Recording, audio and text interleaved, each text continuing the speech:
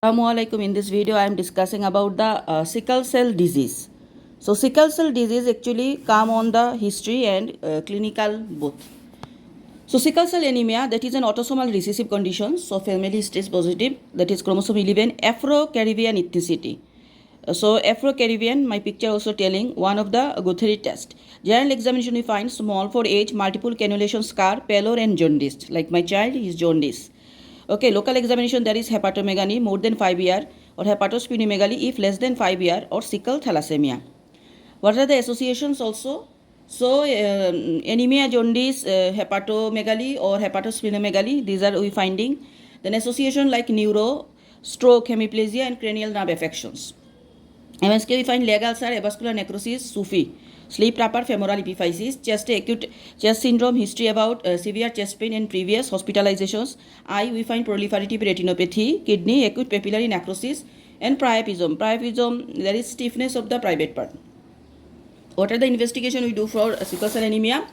Hemoglobin electrophoresis, which is diagnostic with hemoglobin F is 8 to 10%, but hemoglobin S is 90%, hemoglobin A2 is 2%, hemoglobin A1 0. Again, hemoglobin S is 90%, hemoglobin F is 8 to 9%, 2 is 2% and 1 is 0.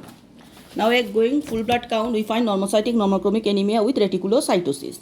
Blood film we find anisocytosis, poikilocytosis and sickle cells.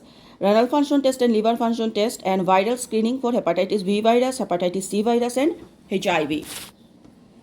Then radiology, there is abdominal ultrasound, MRI, brain, hip X-ray, chest X-ray, transcranial Doppler ultrasound after age of 2 years. It shows if there are clots in blood vessels. If the flow is more than 200 ml per second, this is indication for exchange transfusions. Fundus examinations. So these are the examinations I am doing: hemoglobin electrophoresis, full blood count, blood film, renal function test, liver function test, radiology and fundus examinations. What are the types of crisis in sickle cell anemia? So first of all, splenic sequestration crisis needs life-saving blood transfusion. Then vaso-occlusive crisis number 2, that is acute painful crisis. We find abdominal pain, bone pain, dactylitis, which triggered by cold exposure, infection and dehydrations. Treatment is admission, warming the patient, good hydration, oxygen, analgesia and antibiotics. Then functional asplenia at the age of 1 year increase the risk of overwhelming infection by capsulated organisms. Treatment is full immunization, extra vaccine, prophylactic penicillin for life. Sickle cell crisis also associated with acute chest syndrome, that is severe chest pain, fever, cough. Treatment is admission in the ICU, oxygen, painkiller, warm hydrations, IV antibiotic, macrolides plus ceftriaxones and physiotherapy. If stroke, then hemiplegia with cranial nerve affection. Treatment is urgent transfusion, other priapism and avascular necrosis and aplastic crisis. Now, what about the treatment of sickle cell anemia? First of all, folic acid to prevent a side effect called macrocytosis, which is an enlarging of the red blood cells. So we are giving folic acid treatment. Then hydroxyurea. Hydroxyurea, our aim is to increase the hemoglobin F more than 30%. Myelosuppressive agent and is the only effective drug proven to reduce the frequency of painful episodes starting from 9 months to 2 years. So we are giving folic acid and hydroxyurea. Hydroxyurea because hemoglobin F increased more than 30%. Remember, this is the aim for hydroxyurea. Indications for hydroxyurea include the following. Number 1, frequent painful episodes, 6 or more per year. History of acute chest syndrome, history of other severe vaso-occlusive events, severe symptomatic anemia, severe unremitting chronic pain that cannot be controlled with consecutive measures. What are the side effects of hydroxyurea? Number 1, acute stomach pain, constipation and diarrhea.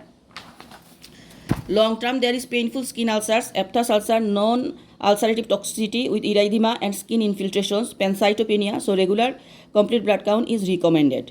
Treatment of autosplenectomy, functional at the age of 1 year and anatomically at the age of 5 years, plus advice for splenectomy. Okay. So these are, we are understanding folic acid, hydroxyurea and splenectomy. And these are the treatment. Management of crisis, how can we crisis conditions manage? Exchange transfusion indications, that is priapism, acute chest syndrome and stroke. Blood transfusion indications, sequestration crisis, aplastic crisis. Genetic counseling, bone marrow transplantation is the definitive treatment. Advice we give, splenectomy, keep warm, avoid cold weather, good hydrations, avoid overcrowded areas, avoid high altitude, check the tummy if less than 5 years of sequestration crisis. So these are the treatment we keep in mind. First of all, folic acid, hydroxyurea. Aim is to increase the hemoglobin F more than 30%. Then splenectomy, bone marrow transplantation is the main treatment, and genetic counseling. And for we are crisis, we are giving exchange transfusion, blood transfusions, oxygen, warm, IV fluid. These are we know. And some advice we give like splenectomy, keep warm, good hydrations, avoid overcrowded area, avoid high altitude, check the tummy if less than 5 years for the sequestration crisis. Now, what are the causes of splenomegaly in sickle cell anemia? First of all, age is less than 5 years. Number 2, sequestration crisis, sickle thalassemia and portal hypertension. So sickle cell anemia, age less than 5 years. Splenomegaly causes less than 5 years, sequestration crisis, sickle thalassemia and portal hypertension. Causes of abdominal pain in sickle cell anemia are number 1, occlusive crisis, number 2, gallstones, number 3, sequestration crisis, number 4, lower lobe pneumonia, liver affection and SAID. Okay. Long-term complications of sickle cell anemia are delayed growth and puberty, leg ulcers, retinopathy up to blindness, cardiomyopathy up to heart failure, cholelithiasis, renal impairment due to papillary necrosis, stroke. So these are the associations. These all are long-term complications.